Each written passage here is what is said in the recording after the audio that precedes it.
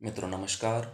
आपका बहुत बहुत स्वागत यशवंत जोशीज़ व्लॉग के सोल टॉक्स में। मित्रों, जैसा कि 15 अगस्त भारत का स्वतंत्रता दिवस बिल्कुल ही निकट है, तो आइए हम सब मिल करके भारत की वीरांगनाओं पर कुछ चर्चा करें। आज हम जानेंगे रानी लक्ष्मीबाई के बारे में। रानी लक्ष्मीबाई का जन्म 19 नवंबर 1835 को वाराणसी में हुआ था। वे एक मराठी ब्राह्मण परिवार में पैदा हुई थी। वह उनका वास्तविक नाम मणिकर्णिका था। उन्हें प्रेम से मनु के नाम से पुकारते थे। रानी लक्ष्मीबाई के पिता का नाम मोरोपंत तांबे था, जो कि बिटूर के पेशवा की राजसभा में काम करते थे। मनु जब 4 वर्ष की थी तो उनकी माता का निधन हो गया था। पेशवा ने मनु का पालन पोषण बिल्कुल अपनी पुत्री की तरह किया और तात्या टोपे, जो कि पेशवा के पुत्र को प्रशिक्षण दिया करते थे, वे ही मनु के सलाहकार और प्रशिक्षक बने। तात्या टोपे की देखरेख में मनु ने घुड़सवारी सीखी, निशानेबाजी सीखी व आत्मरक्षा के गुण सीखे। सन 1842 में वे झांसी की रानी बनी। उनका विवाह गंगाधर राव जी से हुआ और विवाह के बाद उनका नाम बदलकर लक्ष्मीबाई रख दिया गया। 1851 में 1851 में झांसी की रानी लक्ष्मीबाई ने एक पुत्र को जन्म दिया। उस पुत्र का नाम रखा गया दामोदर राव नावेलकर। परंतु विधाता को तो कुछ और ही मंजूर था। दामोदर राव का 4 ही महीने बाद देहांत हो गया, उसका निधन हो गया।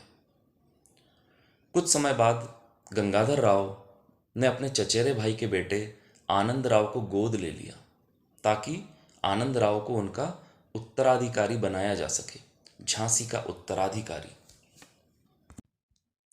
हालांकि गंगाधर राव अपने पुत्र के देहांत के बाद अस्वस्थ रहने लगे और वे पुत्र वियोग में 21 नवंबर सन 1853 को देह छोड़कर चले गए। उनका देहांत हो गया। 18 वर्ष की आयु में ही रानी लक्ष्मीबाई विधवा हो गई। मित्रों, ठीक इस समय भारत में जो गवर्नर जनरल थे वो थे लॉर्ड डलहौजी। और लॉर्ड डलहौजी ने इस समय एक पॉलिसी लाई जिसको कहते हैं डॉक्ट्राइन ऑफ लैप्स। इसको डलहौजी की हड़प नीति भी कहा जाता है। इस नीति के अंतर्गत जिन राज्यों में राजाओं के पुत्र नहीं थे, उनके उत्तराधिकारी नहीं थे, तो किसी राजा के उत्तराधिकारी न होने की सूरत में ऐसे राज्यों को अंग्रेजी शासन में शामिल कर लिया जाता था। अंग्रेज उसे अपने अधीन कर लिया करते थे। इसको एनेक्सेशन कहते हैं। कंपनी टेरिटरी में उसको कन्वर्ट कर लिया जाता था और कंपनी टेरिटरी में ऐसे राज्यों को एनेक्स कर लिया जाता था। इसी हड़प नीति या डॉक्ट्राइन ऑफ लैप्स की गाज झांसी पर भी गिरी और गंगाधर राव की मृत्यु के बाद अंग्रेजों ने आनंद राव, जिसको कि गंगाधर राव ने अपने चचेरे भाई से गोद लिया था, उसको दत्तक पुत्र मानने से इनकार कर दिया। उसको अंग्रेज़ों ने उनका उत्तराधिकारी, झांसी का उत्तराधिकारी मानने से इनकार कर दिया और हड़प नीति के अंतर्गत झांसी को अंग्रेज़ी शासन के अंदर शामिल कर लिया गया, झांसी को एनेक्स कर लिया गया। झांसी की रानी के सामने अंग्रेज़ों ने एक पेशकश रखी और यह कहा कि आप 60,000 रुपये की पेंशन लीजिए और किला छोड़ करके चले जाइए।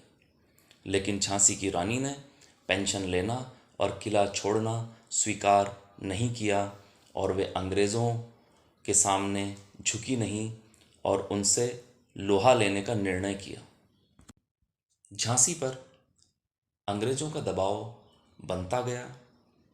इसी बीच 1857 की मेरठ की क्रांति छिड़ गई, जिसके बारे में हम सब जानते हैं। इस क्रांति का नतीजा यह हुआ कि इसका लाभ झांसी की रानी ने भी उठाया और मार्च 1858 में सर ह्यूरोज को झांसी की रानी को जिंदा गिरफ्तार करने के उद्देश्य से झांसी भेजा गया। ह्यूरोज ने लक्ष्मीबाई को आत्मसमर्पण करने का आदेश दिया, लेकिन लक्ष्मीबाई ने अपनी झांसी को बचाने के लिए अकेली ही जंग का ऐलान कर दिया।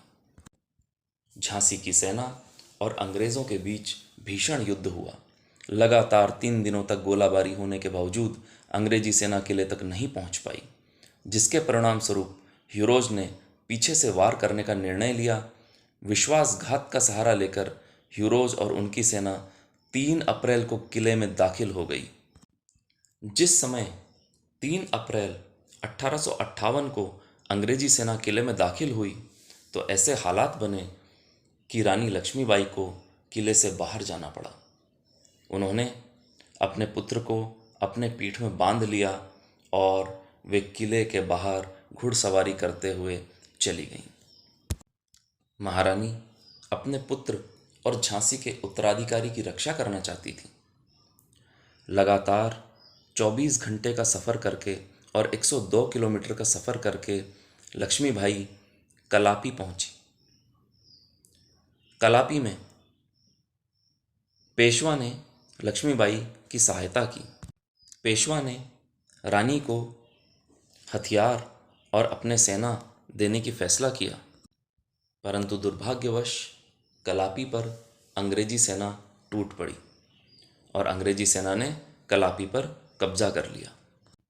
मजबूर होकर रानी लक्ष्मीबाई को तात्या टोपे और राव साहेब पेशवा के साथ ग्वालियर जाना पड़ा, परंतु ग्वालियर के राजा अंग्रेजों के साथ थे।